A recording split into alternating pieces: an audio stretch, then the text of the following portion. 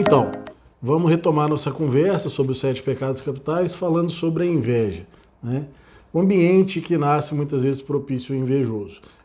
Tem uma dualidade aí também, que é muitas vezes aquele cara que é herdeiro de um pai, de uma mãe cheio de coisa, uma grande empresa, mas ele não se sente capacitado, por exemplo, para assumir o trono, né? Sendo que tem ali um outro funcionário que veio da categoria de base, cresceu, sabe tudo da empresa, e ele começa a criar uma dinâmica de diminuição do outro, ao invés de admiração do outro. Então é aquele que não se sente capaz. E essa incapacidade também vem por, muitas vezes, crenças embutidas no processo educacional, as custas de bullying, etc., que a criança ouve que ela não vale nada, de alguma forma ela começa a acreditar nisso, e aí ela começa também, por exemplo, começando com irmãos, a ver só os defeitos nos irmãos, viver em função dos irmãos, ao invés dela criar a sua própria identidade, né?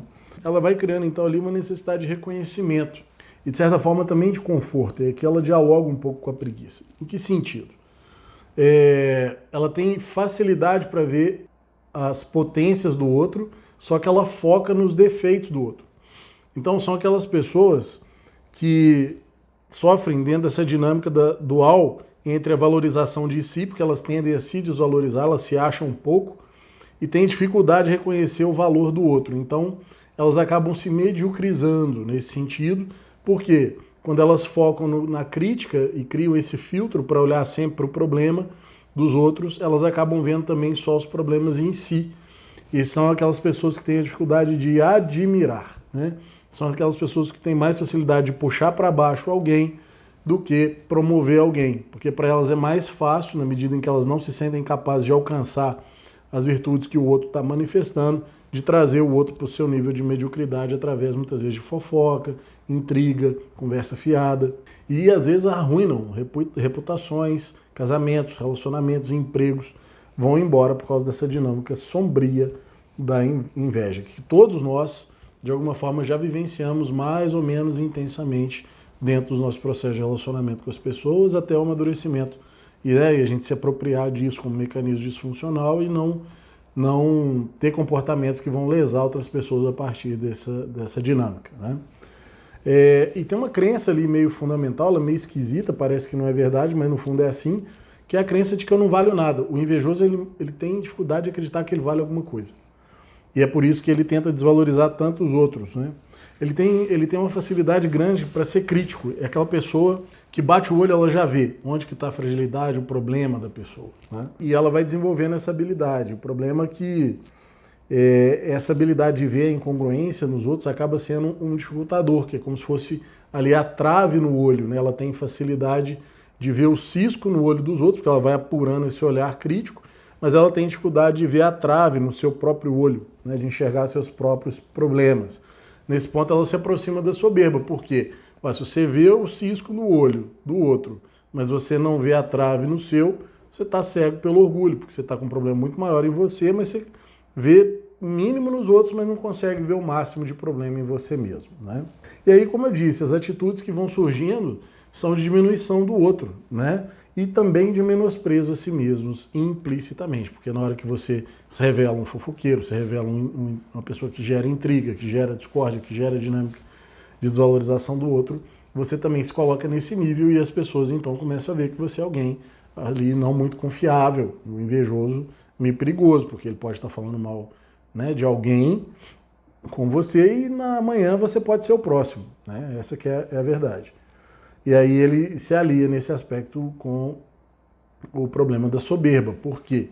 Porque ele pode começar a se sentir melhor do que os outros, na cegueira do orgulho, né? Ele começa a achar que o outro tem o cisco que ele não tem, só que o problema dele é muito maior, porque ele só está vendo defeito nos outros, né? Essa que é a dificuldade. E aí como é que cura, trata, melhora, qual é o remédio? O que a gente vai vendo aí é que a vida, né, nesse sentido, não médico da palavra, né, mas no sentido de como que os processos vão acontecendo, que a gente vai vendo que as pessoas vão se equalizando para tratar esse aspecto da inveja. É trocar a inveja pela admiração, é fazer um esforço no olhar para o outro, de ver as virtudes, as realizações, né, as potências, e assumir que você não as tem. Você pode admirar o Neymar, você não vai se tornar o Neymar, mas se você admira, você pode modelar o Neymar. Se você joga futebol no nível 1, você pode subir para o 2, imitando o Neymar, sem necessariamente se tornar o Neymar. Mas sabendo que tem virtudes que você não vai ter, instrumentos musicais que você não vai tocar, né? Cantar às vezes você não vai conseguir, tem profissões que vai ser mais difícil de você realizar, porque você não tem às vezes tanta habilidade, por exemplo, com cálculo, tem um pensamento abstrato mais limitado. É assim, né? É óbvio que se você treina, se capacita, você sobe de nível, mas não necessariamente você vai se tornar um expoente naquela área. Ter essa clareza é um caminho também para a humildade nesse sentido, né? Isso na dinâmica da relação com o outro.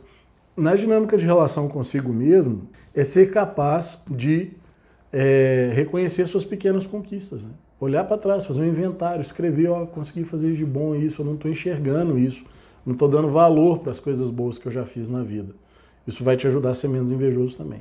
E no final das contas, cala a boca, né? Vai falar mal dos outros, cala a boca, silencia. Vai fazer intriga, cala a boca. Né? Ó, símbolo poderoso para o invejoso, para não criar mais malefício do que benefício. Silêncio é ouro, né? A palavra é prata nesse sentido, quando se você está sendo movido pela inveja. Tá certo? Espero que essa reflexão te ajude, compartilha, curte aí, vamos seguindo, compreendendo essa sombra que existe em todos nós. Isso não é para ficar apontando o dedo no nariz de ninguém, é para a gente aí, né, lembrando, né? Tem um amigo, um vizinho que tem um lote, né? E aí ele alugou o lote para um cara que abriu lá um estacionamento. O lote, antes do estacionamento, é cheio de mato, mas de tudo quanto é tamanho, muita mamona. A criança adora mamona, né? Para brincar de guerrinha de mamona, não sei se você viveu isso na sua infância, eu vivi, é ótimo.